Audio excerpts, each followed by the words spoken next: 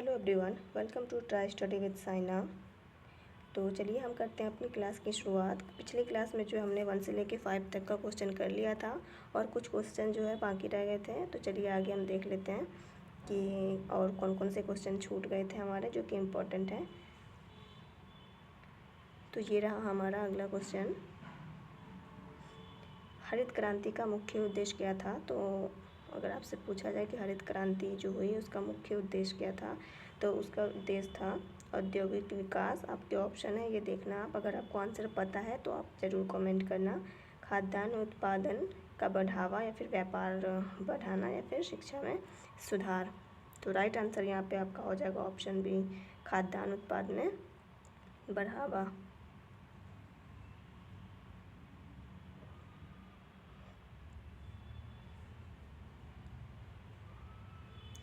हरित क्रांति जिसे ग्रीन रेवोल्यूशन कहा जाता है का मुख्य उद्देश्य जो है भारत में खाद्यान्न उत्पादन को तेज़ी से बढ़ाना था, ताकि देश को जो है भोजन के मामले में आत्मनिर्भर बनाया जा सके। इसमें जो है किस किस फसल पे मेन फोकस किया गया था, तो खासकर जो है गेहूं और चावल की पैदावार को कई गुना बढ़ाना था। खाद्य सुरक्षा सुनिश्चित करना था। देश में बार बार होने वाली खाद्यान्न की कमी और अकाल जैसी स्थिति को ख़त्म करना था। भारत को आत्मनिर्भर बनाना था। दूसरे देशों से अनाज आयात करने की ज़रूरत को कम करना था। किसानों की आय बढ़ा, कई सारे जो है एक कार्य से जो है कई सारे जो है हमारे यहाँ इससे जो सफलताएं मिली, ये चीज़ें इम्पोर्टेंट हैं। कई तकनीकों से जो है उत्पादन बढ़ाकर किसानों को आर्थिक रूप से जो है मजबूत बनाना था।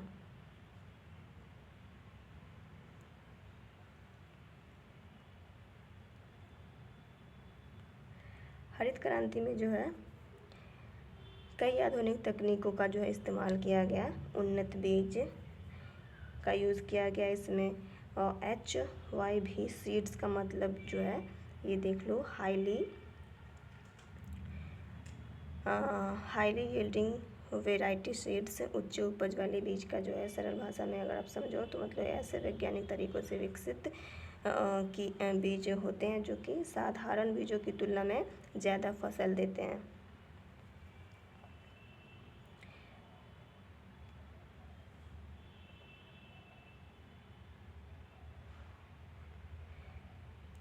HY सीड्स की मुख्य विशेषता क्या थी? ज़्यादा उत्पादन, कम ज़मीन में भी जो है कम ज़मीन में ज़्यादा फसल उगने वाला था, जल्दी पकने वाली फसल थी, कीट और रोगों से जो है ज़्यादा सुरक्षा था, अच्छी क्वालिटी की फसल थी, सूखा बाढ़ सहन करने की, मतलब जब सूखा पड़े तब भी वो फसल को जो है सही रह सके, और जब ज़्यादा पानी अगर आ जाए तब भी वो फसल जो है उसको सह सके।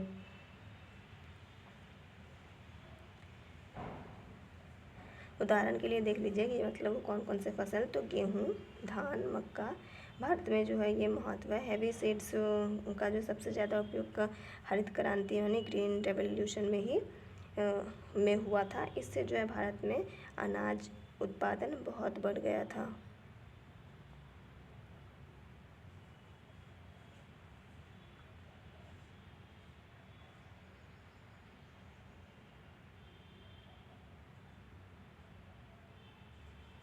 ध्यान रखने वाली बात ये है, इसमें देखिए आप नोटिस कीजिएगा, गौर कीजिए इस पर। इन बीजों के जो है अच्छे रिजल्ट के लिए क्या चाहिए था? तो ज़्यादा पानी, खाद, कीटनाशक।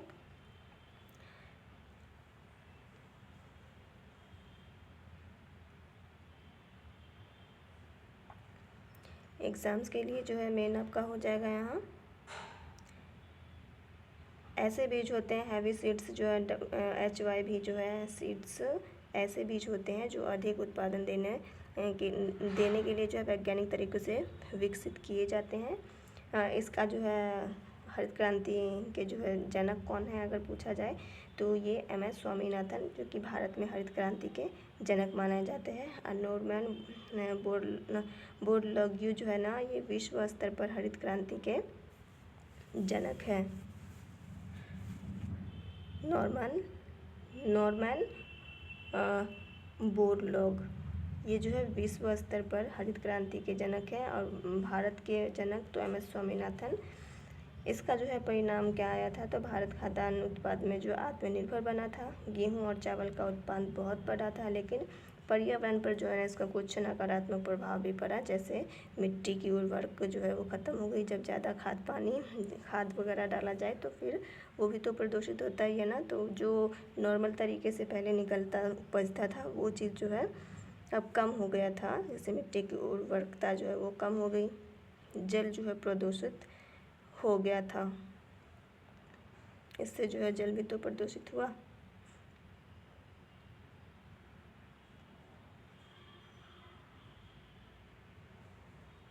अगला क्वेश्चन है हमारा, इनमें से कौन सा स्मारक मुगल काल का नहीं है।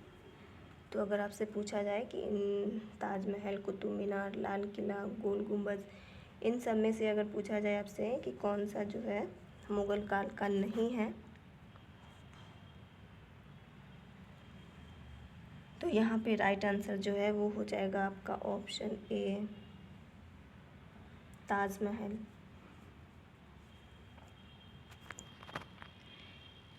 ताजमहल कहाँ है, तो वो आपको तो पता है आगरा में। कुतुब मीनार के बारे में अगर पूछा जाए कि कुतुब मीनार कहाँ है,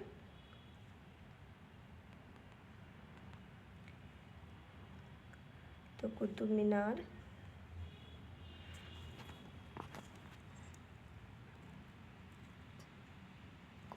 को जो है बनाया किसने था, ये बताओ पहले आप। जैसे ताजमहल को शाहजहां ने बनाया, कुतुब मीनार को किसने बनाया, दिल्ली सल्तनत के टाइम पे ये चीज़ बना।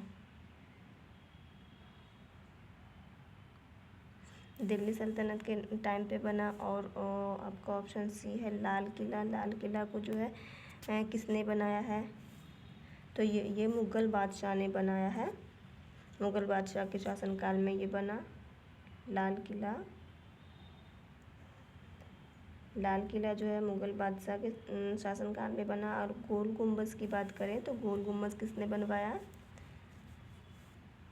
गोल गुंबद जो है बीजापुर के सुल्तान मोहम्मद आदिल शाह के शासनकाल में बना।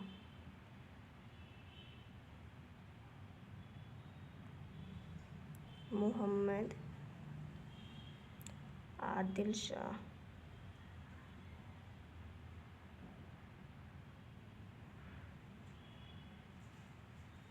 मोहम्मद आदिल शाह के शासनकाल में जो है गोल गुंबद बनाया गया।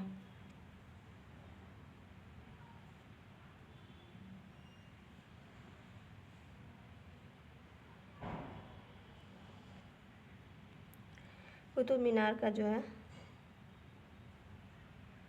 कुतुब मीनार भारत की जो है सबसे प्रसिद्ध ऐतिहासिक इमारतों में से एक है। इसे दिल्ली सल्तनत के समय में बनाया गया था। जैसा कि मैंने आपसे कहा, कुतुब मीनार का जो है निर्माण शुरू कब हुआ था, तो कुतुब मीनार का निर्माण 1206 में शुरू हुआ था और चला था 1210 ईस्वी तक के शासनकाल में। उन्होंने केवल पहली मंजिल बनाई थी, आगे का बाद में बना। किसने पूरा करवाया था, तो इसको जो है किसने पूरा, उनके दामाद थे। उनके बाद जो है ना उनके दामाद इल्तुतमिश जो है ना 1211 ईस्वी से 1236 ईस्वी में बाकी की 3 मंजिलें बनवाई। बाद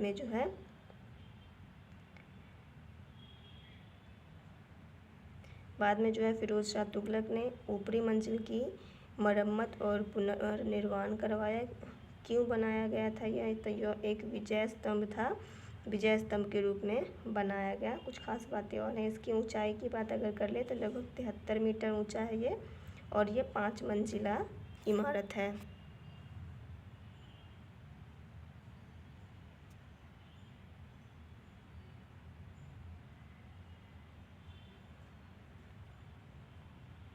अगला क्वेश्चन है हमारा, इनमें से भारत का सर्वोच्च पर्वत शिखर जो है कौन सा है, तो ऑप्शन है आपके कंचनजंगा, नंगा पर्वत, नंदा देवी या फिर कामेत। पता है आपको इनमें से कोई भी आंसर पता है? अगर नहीं पता तो चलिए मैं बता देती हूँ। राइट आंसर यहाँ पे आपका हो जाएगा ऑप्शन ए,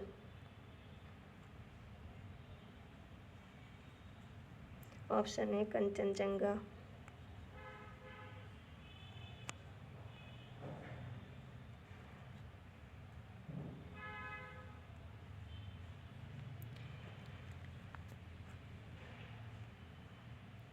कंचनजंगा की ऊंचाई की बात कर लें तो ये जो है 8,586 मीटर है ऊंचा। स्थान की बात कर लें तो ये हिमालय भारत नेपाल सीमा पर ये स्थित है।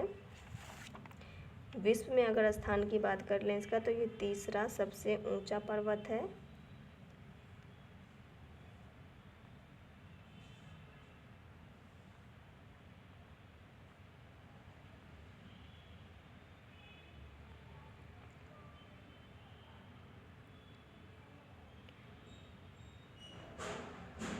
बहुत लोग जो है ना इसको माउंट एवरेस्ट को जो है ना भारत का सबसे ऊंचा शिखर मान लेते हैं, लेकिन ये वो क्या है, नेपाल और चीन की यानी कि चीन की सीमा पर है, तो ये भारत में नहीं है।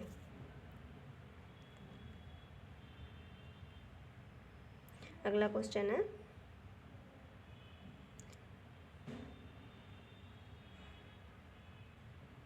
इनमें से कौन सा ग्रह जो है गैस दानव है? तो ऑप्शन है आपके मंगल, शुक्र, बृहस्पति ग्रह या फिर बुध। पता है आपको आंसर? राइट आंसर यहाँ पे हो जाएगा आपका ऑप्शन सी, बृहस्पति ग्रह।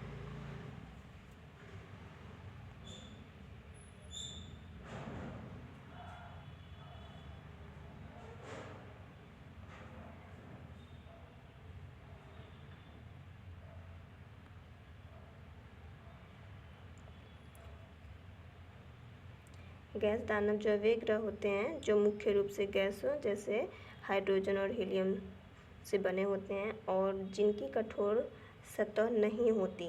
गैस दानव ग्रह कौन कौन से हैं तो वो आपको याद रखना है। गैस दानव ग्रह जो है बृहस्पति ग्रह है और शनि ग्रह है। इनमें से बृहस्पति जो है सबसे बड़ा ग्रह है। अब बाकी विकल्पों को देख लेते हैं।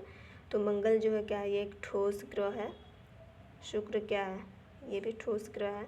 बुध क्या है, ये भी एक ठोस ग्रह है।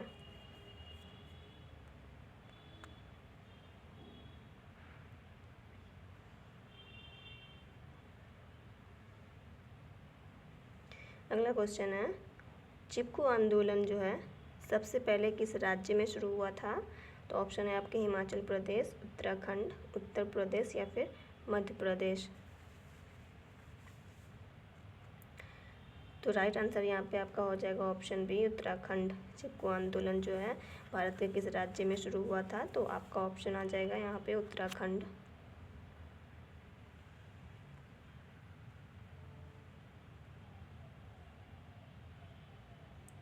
चिपकू आंदोलन का जो है,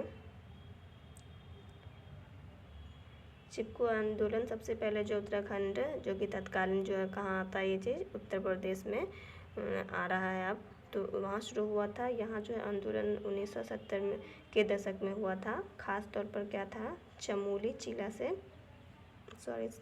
जिला से जो है इसकी शुरुआत मानी जाती है। उत्तराखंड के चमोली ज़िला। तो ये था आज का हमारा लास्ट क्वेश्चन, जो कि पिछले क्लास में अधूरा रह गया था और कुछ उसमें इंपॉर्टेंस था, इस वजह से मैं सोचा इसको कंप्लीट कर दूं।